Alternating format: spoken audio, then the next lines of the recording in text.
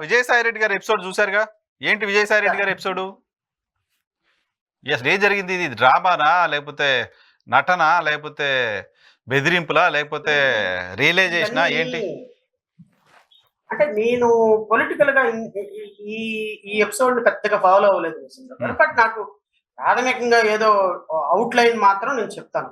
ఉమ్, నరసింహరావు గారు, ఉమ్, ఈ రాష్ట్రంలో మీరు రాసి పెట్టుకోండి, ఉమ్, ఈ రాష్ట్రంలో ఆ, చాలా పొలిటికల్ పార్టీలు ఉన్నాయి.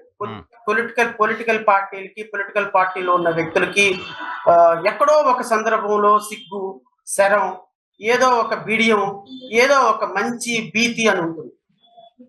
ఇలాంటి పొలిటికల్ పార్టీలు చాలా మందికి ఉంటాయి. కొన్ని పొలిటికల్ పార్టీలో ఒక్కొక్క వ్యక్తికి పర్సంటేజ్ ఆఫ్ తేడాలో ఉంటా ఉంటుంది. ఉమ్, కానీ నేను అనుకుంటాను, వైఎస్ఆర్ కాంగ్రెస్ పార్టీలో టాప్ 1 2 3 4 5 6 7 8 9 అని చూసుకునేటువంటి నాయకుల్లో ఉమ్, ఈ పదాలకి అర్థాలు తెలియని వాళ్ళు 100% ఉన్నారు.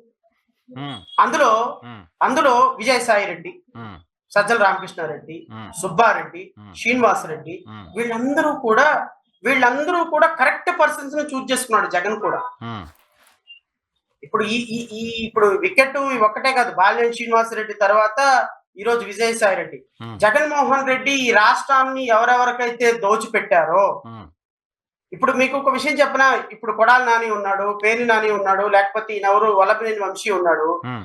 వీళ్ళందరూ కూడా తెలుగుదేశం పార్టీ వాళ్ళు గేట్ ఎత్తితే రెడీగా ఉన్నారు, రెడీ చేసి పారిపోవడానికి. అవునా? రోజాతో సహా, అవునా? రోజాతో సహా.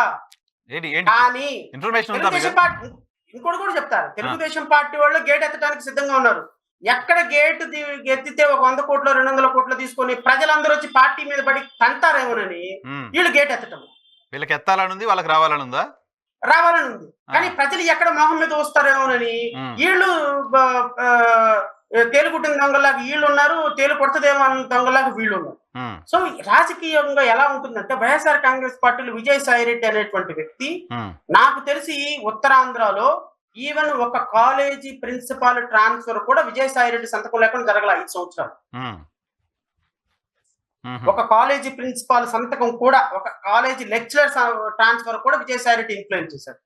అలాంటి పరిస్థితుల్లో ఉత్తరాంధ్రాని 100 కోట్ల రూపాయలు దోచుకున్నటువంటి వీళ్ళు ఈ రోజు రేపొద్దున జగన్మోహన్ రెడ్డితో ఉంటే ఎక్కడ మనల్ని బొక్కలా వేస్తారో, ఎక్కడ మనల్ని టార్గెట్ చేస్తారో, ఎక్కడ మనల్ని అరెస్ట్ చేసి లోపలేస్తారో అని ఈ 100 కోట్ల రూపాయలు దోచుకున్నవాడు శుభ్రంగా వైఎస్ఆర్ కాంగ్రెస్ పార్టీకి రాజీనామా చేసి నేను రాజకీయాల నుంచి తప్పించుకున్నానని ఒక ప్రకటన చేశాడు. ఇది ఎందుకు? To save his skin.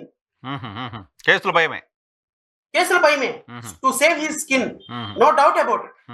100,000 కోట్ల రూపాయలు దోచుకొని ఇక్కడ ఇప్పుడు రేపొద్దున తెలుగుదేశం పార్టీ వాళ్ళు ఎవడన్నా టార్గెట్ చేశాడనుకో, రెడ్ బుక్ అని, బాబాకి 100 కోట్లు తీసుకెళ్ళి నా దేవుడు రామాక నేను రాజకీయాల్లో లేను, లేదా కృష్ణారామ అనుకుంటా పక్కన నేను ఎందుకైనా డబ్బులు తీసుకొని కేసులు పెట్టుకుని ఉంటారా టీడీపీ వాళ్ళు?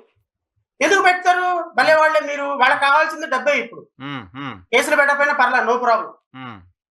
వాళ్ళకి ఇప్పుడు డబ్బు ఇస్తే చాలు. ఇప్పుడు ఈవెన్ కొడాలి నాని జాయిన్ చేసుకోవాలన్నా డబ్బులు ఇస్తే జాయిన్ చేసుకుంటారు. ఇప్పుడు వంశీని జాయిన్ చేసుకోవాలన్నా. కాకపోతే ఏమైందంటే వీళ్ళు మాట్లాడిన మాటలకి డబ్బు ఇచ్చినా జాయిన్ చేసుకోవాలనే పరిస్థితుల్లో వీళ్ళు ఉన్నారు. ఇప్పుడు తెలుగుదేశం వాళ్ళు బాధపడేది ఏంటంటే, నువ్వు ఆ రోజు అట్లా మాట్లాడుకున్నట్టు ఈ రోజు నేను జాయిన్ చేసుకునే వాళ్ళం కదా అనే పరిస్థితుల్లో ఉన్నారు తెలుగుదేశం వాళ్ళు కూడా. వీళ్ళకి ఏం సిగ్గులేదు. చంద్రబాబు నాయుడుకి మా ఆవిడని తిట్టారు, నారా లోకేష్ కి మా ఆవిడని తిట్టారు, మనం జాయిన్ చేసుకోకూడదని ఏం లేదు. కార్యకర్తలు ఏమైనా అంటారని భయపడుతున్నారు తప్ప జాయిన్ చేసుకోవాలని వాళ్ళకి ఉంటుంది. ఎందుకంటే they want to play pure politics. So Vijayasai Reddy resign చేయడానికి ప్రధాన కారణం రేపొద్దున టీడీపీ వాళ్ళు ఆయన అరెస్ట్ చేస్తారేమోనని. రేపొద్దున కర్మగాలి మళ్ళీ 2029లో జగన్మోహన్ రెడ్డి మళ్ళీ ముఖ్యమంత్రి అయితే is the first person to go and greet Jaganmohan Reddy. కాదు సార్, ఇప్పుడు విజయసాయి రెడ్డి కేసుల గురించి భయపడడానికి, విజయసాయి రెడ్డి పైన ఆల్రెడీ ఇప్పటికే 6 డజన్కి పైగా కేసులు ఉన్నాయి. ఆల్రెడీ 10 నెలలు ఎంతో జైలు జీవితం కూడా చేసి వచ్చారు. అడిషనల్ గా ఇప్పుడు ఆయన కేసులకి, జైలు జీవితానికి భయపడే పరిస్థితి ఉంటుందా? ఉండకపోవచ్చు, కానీ వయసు పెరుగుతుంది. శేష జీవితం ప్రశాంతంగా గడపాలనుకుంటారు, జైల్లో గడపాలనుకోరుగా. విశాఖపట్నంలో తవ్వుతుంటే ఈయన అక్రమాలు మట్టి కంటే ఎక్కువగా బయటపడుతుంది. మట్టి కంటే ఎక్కువ అక్రమాలు వస్తున్నాయా? అక్రమాలు బయటపడుతుంది.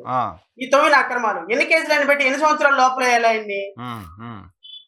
సో వాళ్ళు వెయ్యాలి అని అనుకుంటే, లోపల వేయాలి అని అనుకుంటే పెద్ద కారణాలు అవసరం లేదు కదా. అవును అవునులేండి, ప్రభుత్వాలు అనుకుంటే ఖచ్చితంగా విజయసాయి రెడ్డి రాజకీయాల నుంచి తప్పుకోవడానికి కారణం ప్యూర్ భయమే అని నేను భావిస్తున్నాను.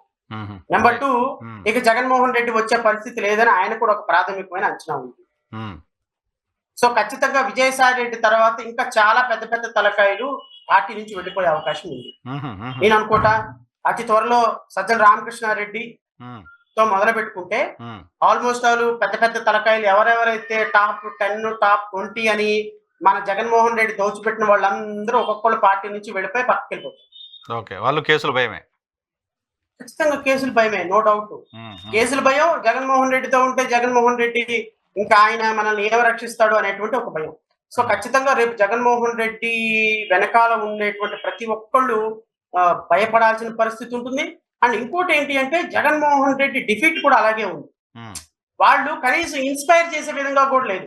50-60 సీట్లు వచ్చినట్టయితే ఈ రోజు కాకపోతే రేపైనా మా జగన్మోహన్ రెడ్డి బయటకు వస్తాడు అనేటువంటి ఒక ఇంప్రెషన్ ఉంటుంది. కానీ డిబేట్ స్టార్టింగ్ లో మీరే చెప్పారు ఆయన సీట్లు తక్కువ ఉండొచ్చు కానీ 40% ఓట్ షేర్ ఉంది అని.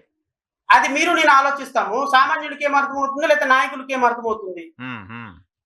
రేపొద్దున 11 సీట్లకే కనపడుతున్నాయి, 11 సీట్లు కనపడుతున్నాయి. ఎవరు మాట్లాడుతున్నారు చెప్పండి?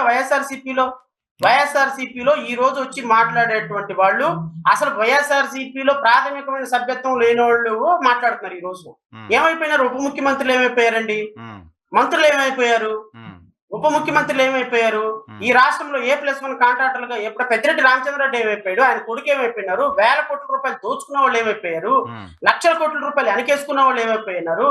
వైఎస్ఆర్సీపీ పార్టీలో ఈ రోజు నాకు తెలిసి ఆ పార్టీ కేంద్ర కార్యాలయం దగ్గర ఒక 100 మంది ఉంటారు. ఎమ్మెల్యేలు జగన్మోహన్ రెడ్డికి సంబంధించినటువంటి వాళ్ళు ఎవరు మాట్లాడటం, మాకెందుకు వచ్చిన తలగా చెప్పి దోచుకున్నా పోతే ఆడైపోతాడు, మాకెందుకు అనుకుంటున్నారు. ఎవడెవడైతే అన్నా మాకు పదవి అన్నా ఏదైనా మాట్లాడతాం, అధికార ప్రతినిధి అన్న ఏదైనా మాట్లాడతాం అన్న వాళ్ళు ఈ రోజు వచ్చి డిబేట్ లో మాట్లాడుతున్నారు. వీళ్ళందరూ తప్ప ఎవరు డబ్బులు దోచుకున్నాడు ఎవడు మాట్లాడుతున్నారు, అధికారంలో ఉన్నాడు ఎవడు మాట్లాడుతున్నారు. సో రేపు వైఎస్ఆర్ కాంగ్రెస్ పార్టీ అధికారంలోకి వస్తుంది అన్న అంశం మీద వాళ్ళకి అసలు క్లారిటీ ఉంది కాబట్టి they don't want to support Jaganmohan Reddy open. Right sir, చూద్దాం ఏం జరుగుతుందో.